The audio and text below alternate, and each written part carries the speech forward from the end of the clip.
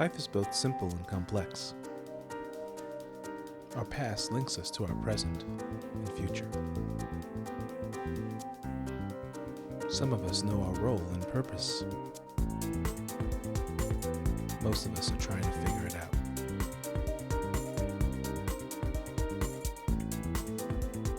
Join me. Let's figure it out together.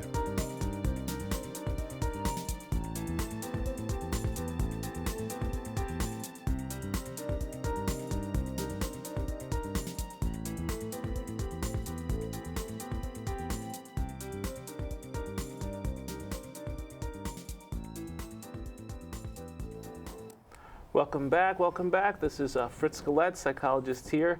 At the age of 6, my parents signed me up for piano lessons and music lessons, which I took from the first grade all the way through most of high school.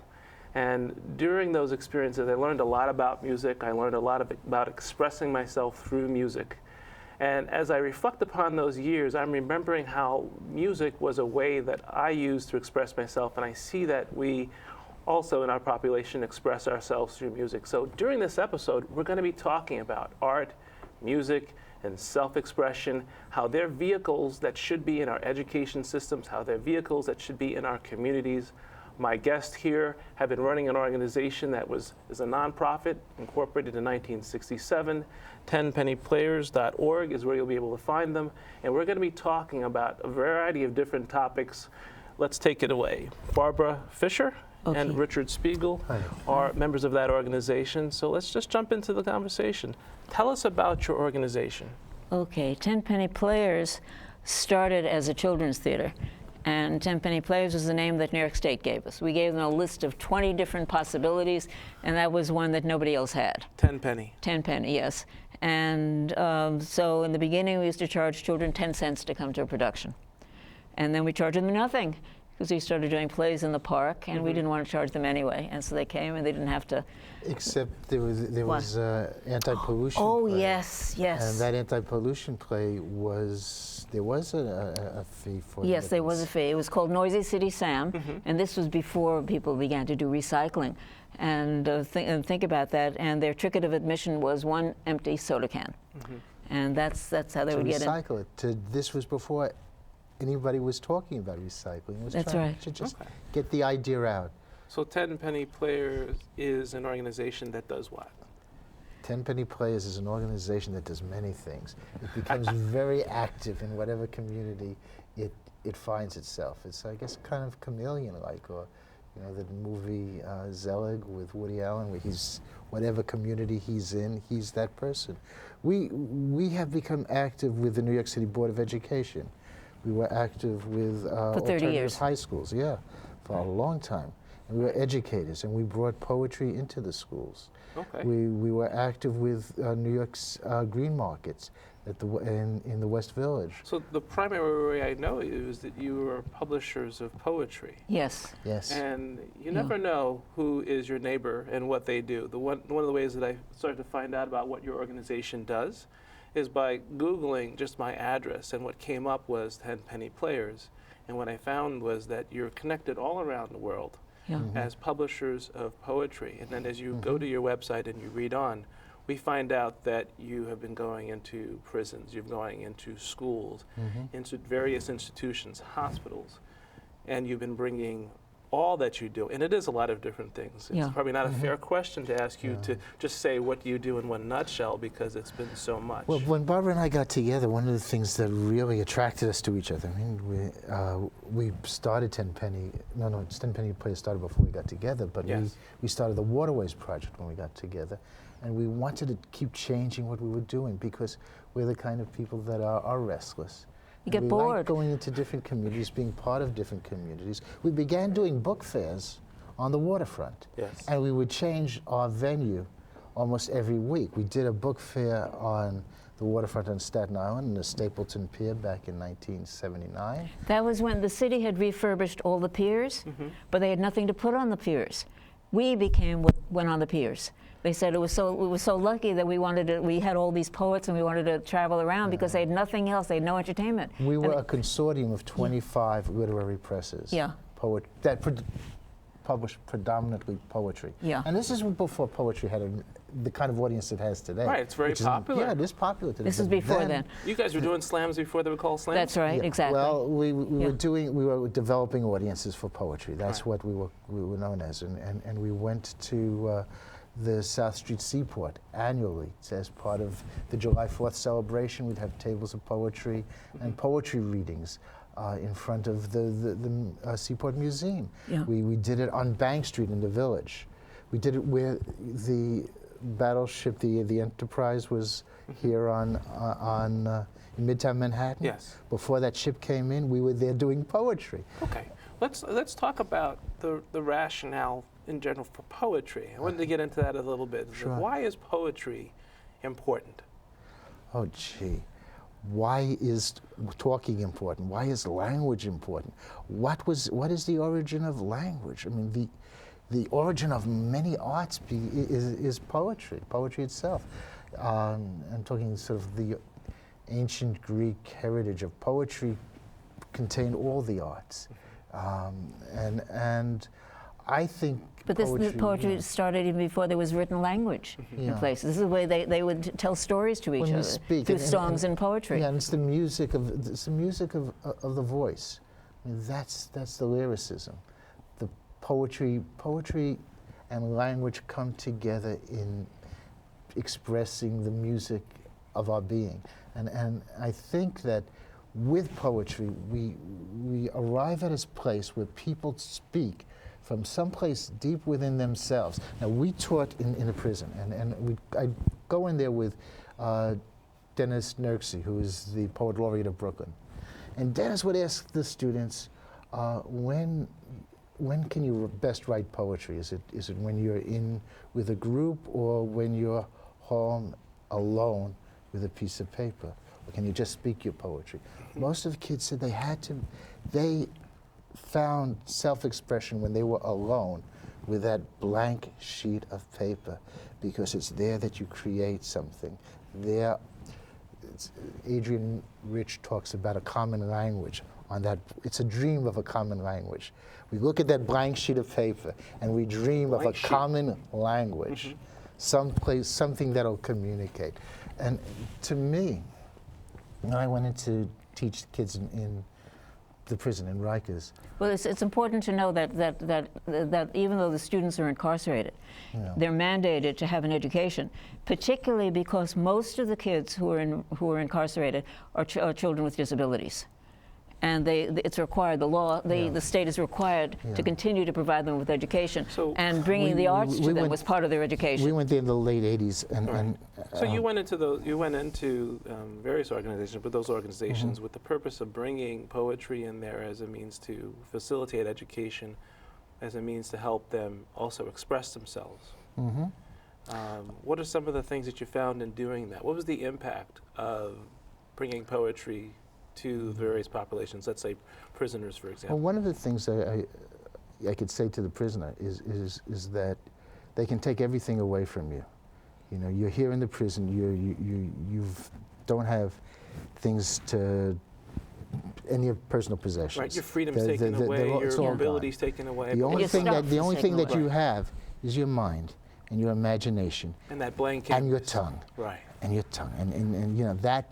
You start from that silence, and out of that, create something, make something, you know, make the poetry. What's the difference then between that blank canvas for poetry and for writing or for art? Or are they the same? Well, that's curious. I think there's a meeting ground, because one of the other places I would go to was a hospital on Roosevelt Island, Goldwater Hospital. Goldwater, yeah. Where the kids who were sent there were often gunshot victims. This is in the late 80s, or they would have other serious mental problems because of brain damage, severe brain damage. And the brain damage was so bad that they couldn't use language, and they couldn't write, but they could make a mark. And we had some teachers would stand by a student with a pencil, a pen, or a marker. And instead of writing the poetry, have that student make that mark, and that's that student's mark. And to feel that, to have that identification with, this is Joseph, that mark, Joey. Joey, his head was very thin, and because the brain was, I don't know what the name of the condition was. But he was severely brain damaged. Yes. Severely so, Yeah. but he could make that Right. mark. So I think that's kind of where they come together. Where you make that mark, where you make something, you know, and poetry. So whether it's a poetry, whether it's art, whether it's music, really the thing is using this as a vehicle. What you guys are doing is a vehicle for self-expression, especially Yeah. for those Yes, who yes. can't necessarily express it in traditional or even at times appropriate ways. Right. This is a mechanism for them. And often for people who have been shut up, for Yeah. people who have been told you're worthless, or that you can't speak, you know, to be given the opportunity to speak, Yeah. to express yourself, I think is very important. You know, when my son was born, he was born with many disabling conditions. So he was in and out of hospital for surgery 39 times. And it was very interesting because at first he had to be homeschooled because his surgeries were interfering with school. So I would teach him, and a lot of artists from the arts community would come in. So we'd have actors, we'd have dancers, we had painters, we had writers, we had performance people, we had all sorts of artists come in and work with him, so that he would then start doing his own poetry. So by the time he was ready to go back to school, he was already a published poet, and he arrived at school with this book of poetry. That's his book. This is his book. This is his first book. And so he was able to say to people, I look different, I am different, my background is much different from yours, but this is my book of poetry. He was the only kid in this 4th grade class who was a published poet. And it immediately helped him to settle in, you know, and this was in Greenwich Village. And He looks so cute there. How old was he? he was about 3 there. 3 years Yeah. old. Yeah. Wow. But it's amazing how much the arts can give somebody not only the sense of self-worth, but allow other people to look at you totally differently. Yeah. And that's the way they look at our students. One of the students that Richard had at Rikers left Rikers with a copy of Streams. So when he arrived in this junior high school class, the first thing that he did was hand the book to the teacher and said, I'm not just a convict, I'm a poet. And he thought, I'm a poet, yeah. Yeah, and he showed his That was a work. very important sense of identity that he had Yeah. as a writer, and that he could share his poetry.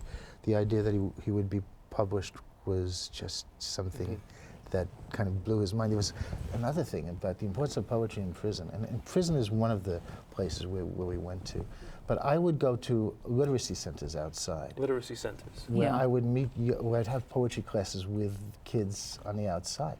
And I remember going to the Brooklyn Literacy Center, the Frederick Douglass Center, and I was working with kids there, and we were talking about the poetry, and we're talking about why they want to write poetry. And one young student, one young lady said, you know, my father's been in jail, but he did one important thing, and when he was in jail, he learned to write poetry. And he came out, and he taught me to write poetry. And so she was able to connect to her father through that poetry. Can we trace a little bit of the path or the impact? Because we've some good things we're talking about here. I'm often interested in how poetry, art, music allows people to express themselves. As a psychologist, people come to me with various issues, and through the process of therapy, through the talk therapy, they're able to express themselves, and often that in and of itself has the greatest impact on them and their ability to cope with life better, to understand themselves a little bit better. And so you've seen that many times where Yeah. you've brought the poetry and the writing and the self-expression to various places, and you've seen people transition and become, in part, different people. I think there's two things happening too. There's something happening internally, where they're learning about language, or they're involved interacting with that language. But there's also something happening in a group sense, because if the very quiet kid all of a sudden has a poem that he's published, everybody listens, and the whole attitude that the group has toward that student changes, because he said something. You know, he said something through the poetry, and they would say, well, Larry's been so quiet all the time. I never knew he could say that.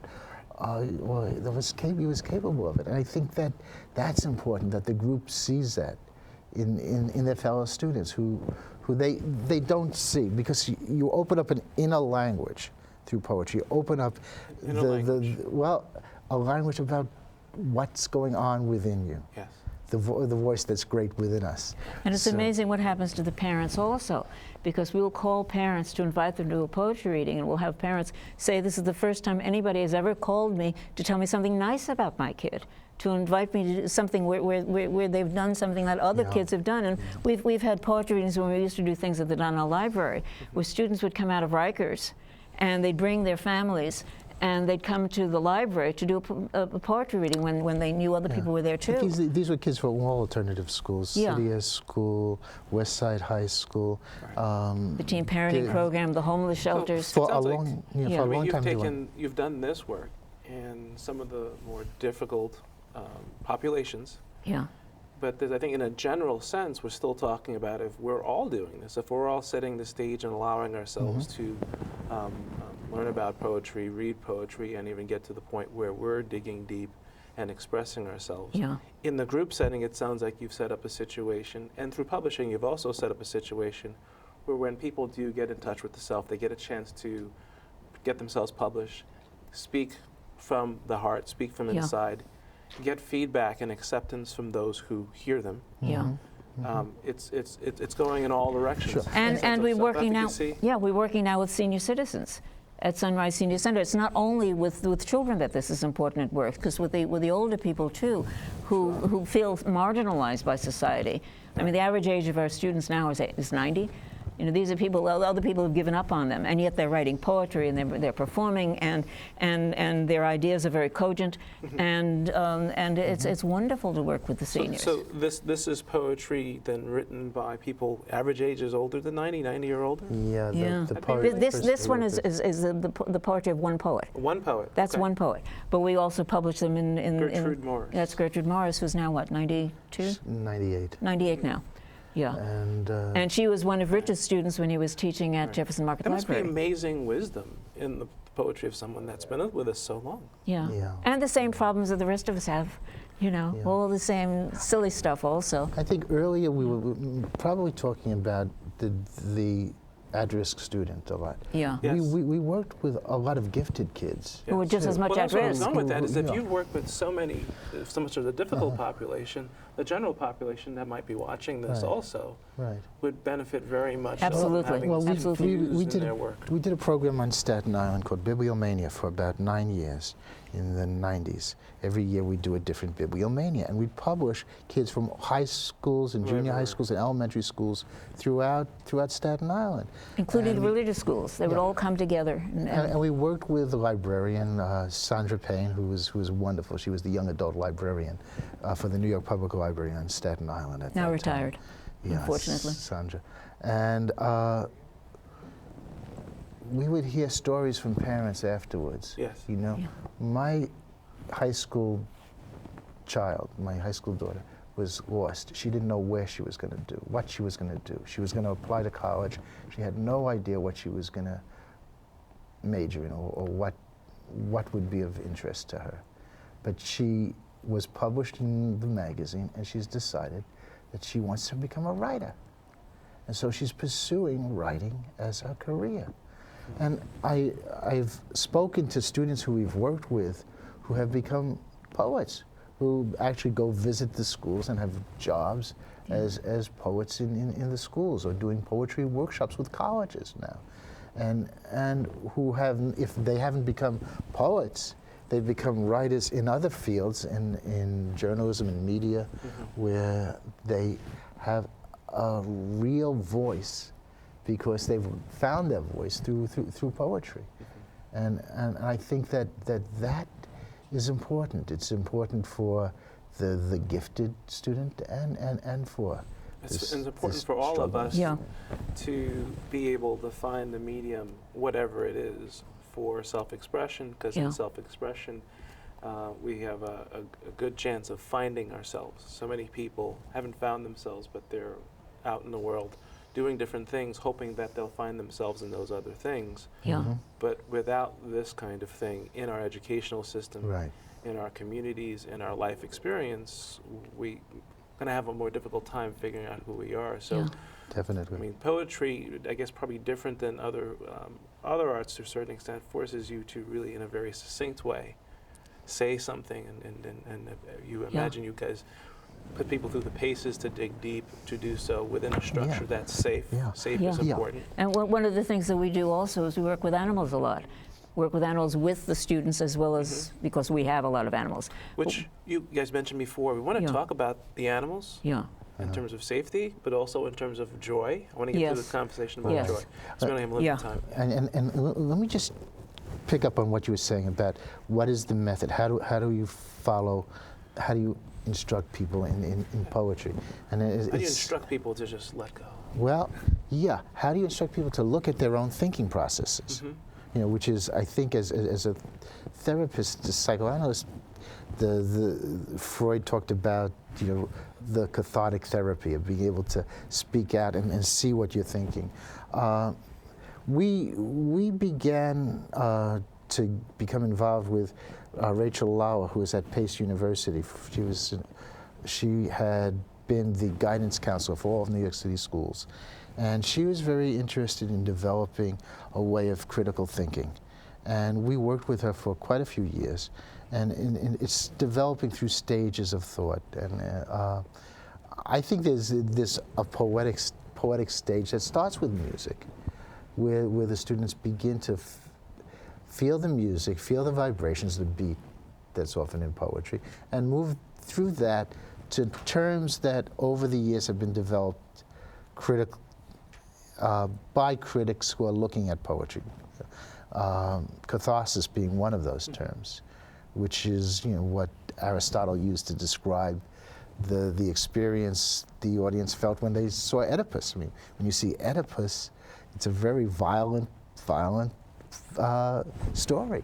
But the catharsis that you go through is a purging. It's a release. Yeah, it's a release through fear and pity. So now when we work with students, we see there's a possibility that they're going to release themselves through writing about all kinds of things that release fear and pity. There's also the sublime. You know, Sublime. Look at poetry for the sublime, and that is sort of the opposite. It's sort of the highest beauty available on earth. You know, maybe one or a common language, something that is sublime. Is it sublime to you and to you and to me? Do we all have a similar idea of what the sublime is? I could get a little bit carried away with this, but we did develop critical steps to looking at poetry, and it began with music and it ended with publication. Because there's a structure within which, publication. and it's a tried and true structure that you guys have developed, but there's also been developed that allows people a safe space to express themselves, whether they're going to have a catharsis or release, or they're going to just get to some absolute utopian beauty that is subjectively their own, or maybe shared by you and I. Right, a sublimation. Right.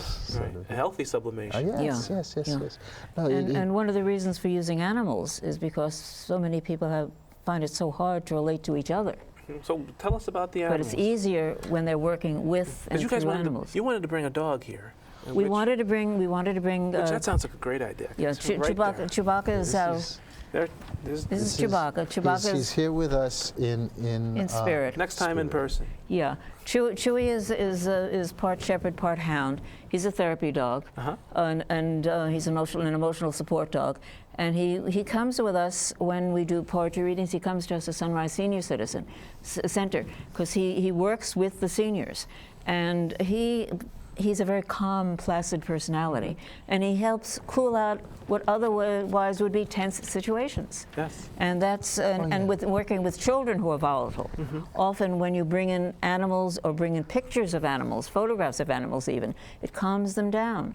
And they all want a pet. Well, I mean, it's generally known that pets in general, especially if you're petting a cat or petting a dog, your blood pressure lowers, your tension levels lower. And Yeah. I've written many a letter for people for comfort animals to travel and to be in various places where not normally allowed. And, That's right. but increasingly, we hope that the animals will be allowed in all places without discrimination, Yeah. especially for the purposes of providing therapy to those who need it. Yeah, no, as long as they're a placid personality and they're on leash, Yes. because you don't want them wandering around getting hurt, Yeah. they're often an asset. The residents always look for Chewy. Yeah. We'd Where's be in Chewy? the middle of a poetry workshop, and they say, "Where is he? Where's the little fellow?" And he's usually sleeping under the table. so, they And won't he would be there right now if we were Yeah. allowed to bring him here. Yeah, yeah. Yes, yes. But you mentioned before we started, I want to make sure we get to this because I like the idea of bringing joy and Yes. really focus bringing joy back to education. Mm-hmm. Was it there before? And when I was in school, I don't know if I saw joy. So can you tell me more about what you meant by that? Well, there are joy in children. Absolutely. Prior to even school, joy is a very essential part of childhood. Joy is there, and Kids are all about play oh and joy. yes, they're all about They've that. stopped playtime in many schools. And- They don't have yard time anymore.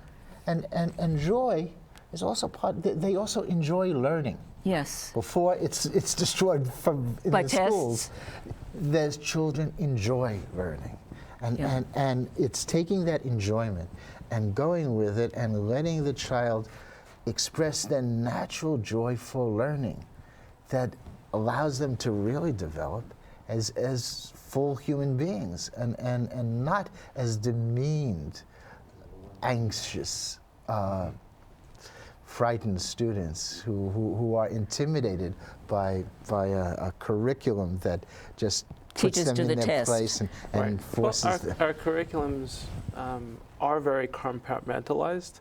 Yeah. And I think before we started, you were also talking about how there's often this wall between Yeah. the subjects, but also a wall between having fun and joy and enjoyment in the classroom Yeah. and in our educational experiences. You know, I think educators know this. They really Yeah. do. Teachers know this, and they really want to encourage the children to find that joy in education. But you know, something has gone. Something doesn't like. We're going to have to continue the conversation on that. Joy in education needs to come back. How do we get in touch with your organization? What's the website again? www.tenpennyplayers. And it's one written word, out, T-E-N. TenPennyPlayers.org. Well, I want to thank you for coming, Barbara, Richard, 10 Penny Players. Tune in. If you want to find out more information about our program, go to AskDrFritz.com. I'm Fritz Galette, and our prior programs are there. This one will be there too, along with ways to get in contact with them. Take care.